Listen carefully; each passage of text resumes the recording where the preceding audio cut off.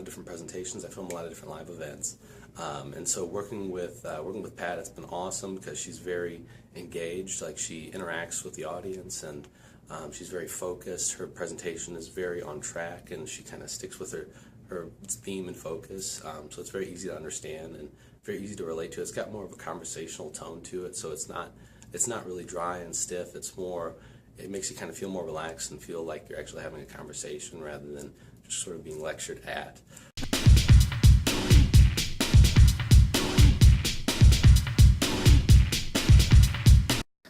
It was about autism and neurodevelopmental disorders and sensory processing. Okay. And how do you think it went? I think it went extremely well. What things did you like most about it?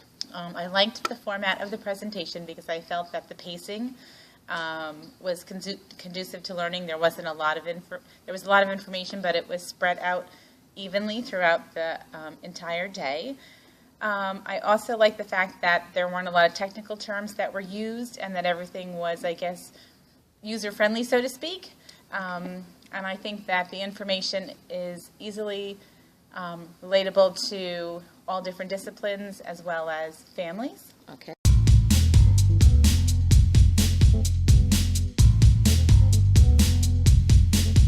What I'm going to do here is I'm going to actually start the afternoon with an activity to help you all feel like you have a developmental coordination disorder, which is one of the neurodevelopmental disorders.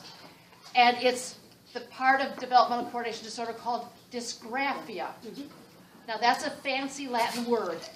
It's in two parts. Dys means difficulty. Graphia means the writing process. And I bring this up because, as you saw on the Ramo, the finger window was very difficult, and that can relate into it. So I first have to teach you a little bit of child development to understand how dysgraphia occurs. Now, you all know when babies are born, they start out like this, right? They don't start out going, woo-hoo, right? They all have fist grips. And you may put your finger in there and say, look it, they're holding my finger. But no, they're not, silly. It's just reflex.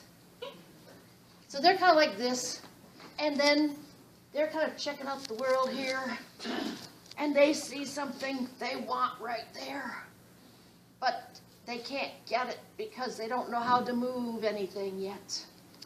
So they have to figure out how to tell to their muscles to get their muscles to move, to get first their arms to move.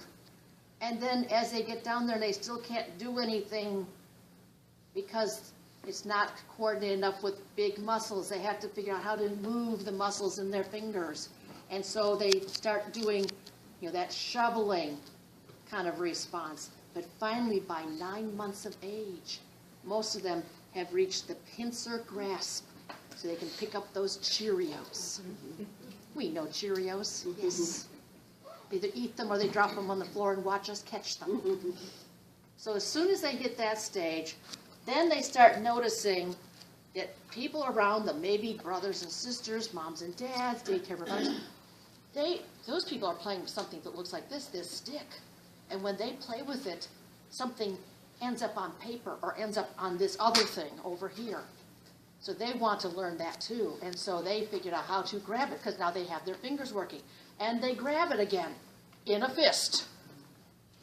And they go, I'm now going to be a drawer like everybody else. And they start drawing. And they get all these lines, and then they look at their brother's drawing. How come his looks like that and mine looks like this? I like his better. How does he do that? So then he tries to figure out. And then eventually he can figure out how to move it this way. Oh, I got circles now. But they're probably still holding with a fist. But they see that their brother, their sister, their mom or dad do some really neat stuff that they can't seem to do with their shoulders and their elbows.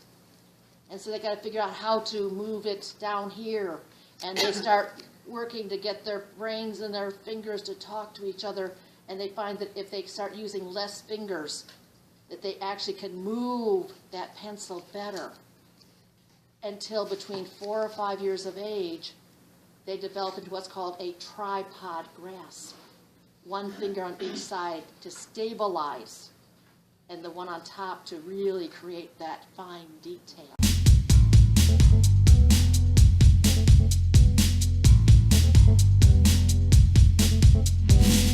Well, I got several things out of this. Mostly, it was that there is a greater standard. I'm a homeschool mother, so there's a division there, and yet there's not. So when I'm looking at my son as my student and all of his developmental needs, seeing that a lot of the underlying behavior really isn't behavior, it's a processing, cognitive processing issue.